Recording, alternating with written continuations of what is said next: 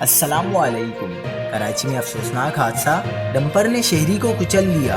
مشتعل افراد نے ڈمپر کو آگ لگا دی۔ جلاؤ، گھیراؤ، پتراؤ اور شدید نعرے بازی۔ تازہ ترین ویڈیوز کے لیے چینل کو سبسکرائب کر کے بیل آئیکن اور آل نوٹیفیکیشن پر کلک کریں۔ آپ کو بتاتے چلیں کہ صوبائی دارالحکومت کراچی میں انتہائی افسوسناک حادثہ پیش آیا ہے۔ فیڈرل بی ایریا کے قریب ٹریفک حادثے کے نتیجے میں شہری جاں بحق ہو گیا۔ افسوسناک واقعے پر شہریوں میں اشتعال پھیل گیا۔